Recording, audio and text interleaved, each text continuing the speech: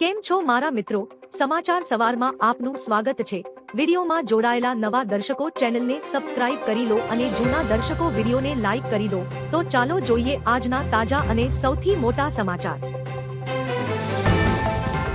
રાજ્યમાં આજે વરસાદ ગાભા કાઢી નાખશે। હવામાન નિષ્ણાંત અંબાલાલ પટેલે ભારે વરસાદની આગાહી કરી છે।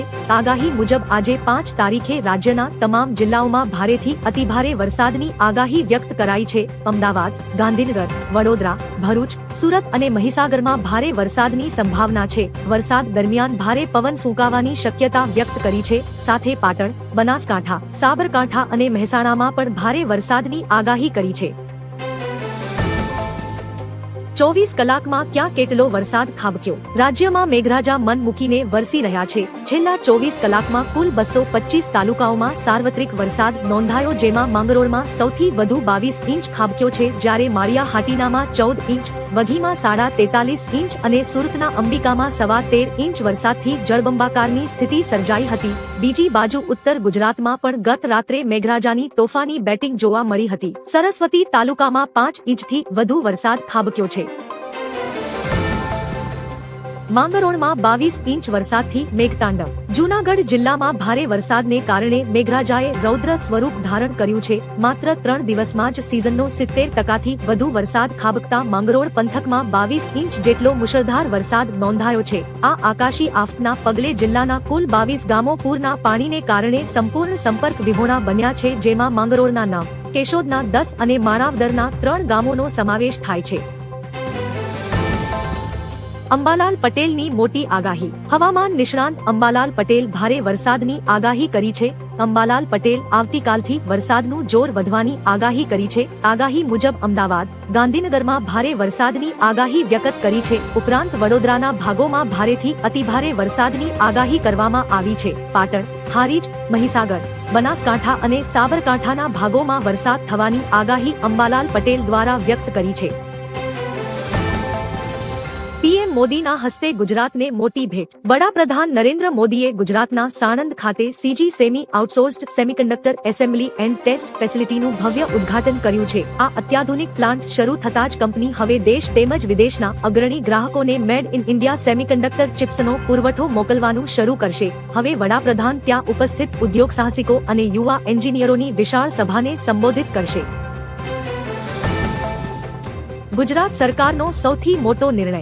રાજ્ય સરકારે ખેડૂતોના હિતમાં જંત્રી આધારિત વળતરનો અંત લાવી ઐતિહાસિક નિર્ણય કર્યો છે। હવે વીજ ટાવર અને હાઈટેન્શન લાઇન માટે જમીનના વર્તમાન બજાર ભાવના બમણા દરે વળતર ચૂકવાશે। બજાર ભાવ નક્કી કરવા ખાસ કમિટી બનશે। નવા ધોરણ મુજબ ગ્રામ્યમાં 30%, નગરપાલિકામાં 45% અને મહાનગરપાલિકામાં 60% વળતર મળશે, જે અગાઉથી જ એકસાથે ચૂકવી દેવાશે। ગિફ્ટ સિટી કૌભાંડમાં 12,000 પાન કાર્ડનો દુરુપયોગ। ગાંધીનગર ગિફ્ટ સિટીની શૂટ સ્પેસ ડિજિટલ કંપનીના કરોડોના કૌભાંડમાં મોટો ખુલાસો થયો છે। છેતરપિંડી આચરવા માટે 12,500 થી વધુ નિર્દોષ રોકાણકારોના પાન કાર્ડનો દુરુપયોગ કરાયો છે। આ સમગ્ર મામલાની તપાસ માટે બનેલી સ્પેશિયલ ઇન્વેસ્ટિગેશન ટીમે કોઠા ભરીને દસ્તાવેજો એકઠા કર્યા છે, જેની ઝીણવટપૂર્વક તપાસ કરવા માટે નિષ્ણાત સરકારી ચાર્ટર્ડ એકાઉન્ટન્ટ્સની મદદ લેવાઈ રહી છે। પીએમ મોદીએ સેમિકન્ડક્ટર પ્લાન્ટનું નિરીક્ષણ કર્યું।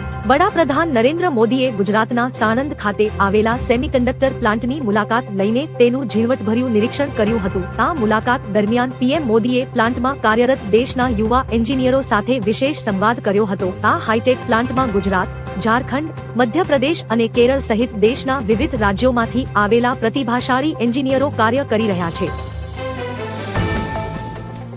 રામ મંદિર ચોરી કેસમાં મોટો ખુલાસો। અયોધ્યા રામ મંદિરના ચઢાવાની ચોરીના મામલામાં મોટો ખુલાસો થયો છે। પોલીસ રિમાન્ડ દરમિયાન મુખ્ય આરોપી અવિનાશ શુક્લાએ કબૂલાત કરી છે કે ચોરી કરેલા ચઢાવાની રકમની વહેંચણી 14 કોસી માર્ગ પર કરવામાં આવતી હતી, જ્યાં તમામ આરોપીઓ ભેગા થતા હતા। આ કબૂલાતના આધારે પોલીસે ઘટના સ્થળે જઈને કેટલોક સામાન જપ્ત કર્યો છે। આ કેસમાં અત્યાર સુધીમાં 8 ધરપકડ કરવામાં આવી છે। રાજકોટના ઉપલેટામાં 2 કલાકમાં 7 ઇંચ વરસાદ. રાજકોટ જિલ્લાના ઉપલેટા તાલુકાના લાઠ ગામમાં માત્ર 2 કલાકમાં 7 ઇંચ જેટલો ધોધમાર વરસાદ ખાબકતા સમગ્ર ગામ જળબંબાકાર બની ગયું છે. ભારે વરસાદના કારણે ઉપલેટા લાઠ, ભીમોરા અને મજેઠી તરફ જતા તમામ રસ્તાઓ ધોવાઈ જતા લાઠ ગામ અન્ય વિસ્તારોથી સંપૂર્ણ સંપર્કવિહોણું બન્યું છે. રસ્તા પરના ડાયવર્ઝન ધોવાતા વાહન વ્યવહાર ઠપ થયો છે અને ખાડામાં એક એસટી બસ ખૂંચી જતા મુસાફરો ભારે મુશ્કેલીમાં મુકાયા હતા. પીએમ મોદીનું રાજસ્થાનમાં સંબોધન. રાજસ્થાનમાં પ્રધાનમંત્રી નરેન્દ્ર મોદીએ સંબોધન કરતા જણાવ્યું કે પશ્ચિમ એશિયાના યુદ્ધથી દુનિયામાં હાહાકાર મચ્યો છે, પરંતુ વૈશ્વિક સંકટના આ સમયમાં પણ ભારતની ડિપ્લોમેસીનો જલવો જોવા મળ્યો છે. રાષ્ટ્રહિત સર્વોપરીના મંત્ર સાથે ભારતે યોગ્ય નિર્ણયો લઈને જનતા પર બોજ પડવા દીધો નથી. ઉર્જા સંકટ સામે લડીને ઉભરેલું ભારત 7 દિવસમાં એલપીજી ઉત્પાદન વધારીને વિશ્વની ચોથી મોટી રિફાઇનરી ક્ષમતા ધરાવતો દેશ બન્યું છે. વરસાદ ખેંચાતા ખેડૂતોની કફોડી હાલત. છોટા ઉદેપુર જિલ્લામાં વરસાદ પાછો ખેંચાતા ખેડૂતોની હાલત કફોડી બની છે. વરસાદના આગમનમાં વિલંબ થતા વાવણી માટે કરેલ મોંઘુંદાટ બિયારણ સોયાબીન, તુવેર અને કપાસ સદંતર ફેલ થતા ખેડૂતોએ ખૂબ મોટી નુકસાની વેઠવાનો વારો આવ્યો છે.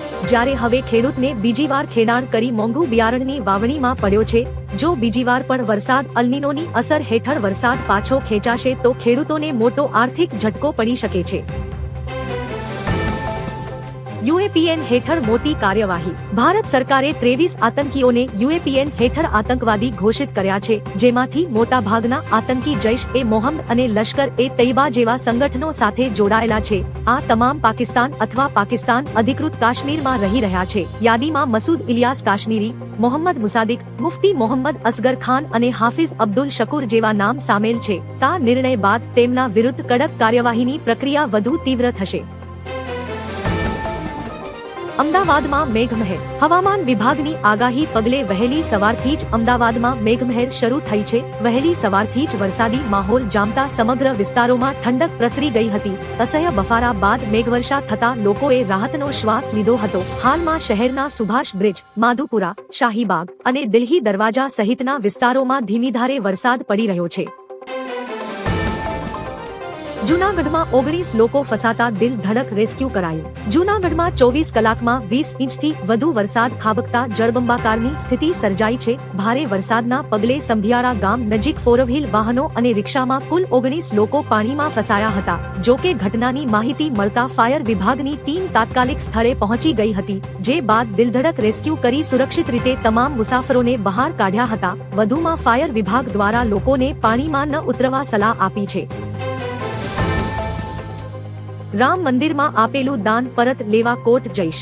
મધ્યપ્રદેશના પૂર્વ મુખ્યમંત્રી દિગ્વિજયસિંહે રામ મંદિરના દાનમાં થયેલી કથિત ઉથલ-પાથલ અંગે મોટું નિવેદન આપ્યું છે. તેમણે અયોધ્યાની અદાલતમાં દાવો માંડી પોતાનું દાન પરત મેળવવાની જાહેરાત કરી છે. સિંહે જણાવ્યું કે તેમણે શ્રદ્ધાપૂર્વક 1,11,000 રૂપિયા સીધા ટ્રસ્ટને આપ્યા હતા, પરંતુ આ નાણાંનો દુરુપયોગ થયો છે. આ મામલે ઉત્તર પ્રદેશ સરકારની એસઆઈટી તપાસ હેઠળ અત્યાર સુધીમાં 8 લોકોની ધરપકડ કરાઈ છે.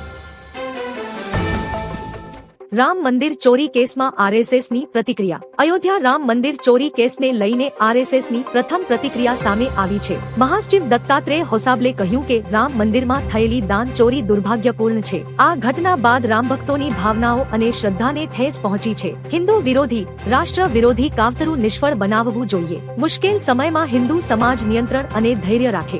સિટ તપાસમાં જે પણ આરોપી ઠરે છે તેમને કડક સજા મળવી જોઈએ.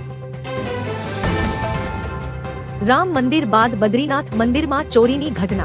રામ મંદિરમાં ચોરી બાદ બદ્રીનાથ મંદિરમાંથી ચોરી થઈ હોવાના દાવાઓ હવે એસએમ પર વહેતા થયા છે, જેને લઈને બદ્રીનાથ કેદારનાથ મંદિર સમિતિએ તપાસના આદેશ આપ્યા. વધુમાં ભૈરવ સેના નામના સંગઠનનો આક્ષેપ છે કે બદ્રીનાથ ધામમાં કાર્યરત એક કર્મચારીએ દાન રકમમાં ગેરરીતિ કરી છે. જો કે આક્ષેપો સાથે કોઈ નક્કર પુરાવા રજૂ કરવામાં આવ્યા નથી. દાનની ગણતરીનું કામ સંભાળતા કર્મચારીઓ પાસેથી સ્પષ્ટતા માંગવામાં આવી છે. બંગાળમાં મોટી બબાલ. પશ્ચિમ બંગાળના રાજકારણમાંથી મોટા સમાચાર સામે આવ્યા છે, જ્યાં તૃણમૂલ કોંગ્રેસના બળવાખોર જૂથે કોલકાતા સ્થિત પાર્ટી મુખ્યાલય પર કબજો કરી લીધો છે. વિરોધ પક્ષના નેતા ઋતબ્રત બેનર્જીના જૂથે ઓફિસના તાળા બદલી નવા પોસ્ટર લગાવ્યા છે. જો કે ઓફિસની અંદર મમતા બેનર્જીની તસવીરો હટાવી નથી. એક દિવસ પહેલા જ આ જૂથે ચૂંટણી પંચ સમક્ષ પક્ષના નામ અને ચૂંટણી ચિહ્ન પર પોતાનો દાવો રજૂ કર્યો હતો. કરાર તૂટશે તો ફરી જવાબી કાર્યવાહી થશે। ઈરાનના સંસદ અધ્યક્ષ મોહમ્મદ બાઘેર ગાલિબાફે કહ્યું કે જો અમેરિકા અને ઇઝરાયેલ યુદ્ધ સમાપ્ત કરવા સંબંધિત વચગાળાના કરારનું પાલન નથી કરતું તો ઈરાન ફરી જવાબી કાર્યવાહી કરશે। તેમણે કહ્યું કે અમેરિકા સૈન્ય તાકાતના બળથી ઈરાનનો મુકાબલો કરી શકશે નહીં। વધુમાં તેમણે દાવો કર્યો કે યુદ્ધમાં અમેરિકા અને ઇઝરાયેલ તેના કોઈ પણ લક્ષ્યને હાંસલ કરી શકશે નહીં।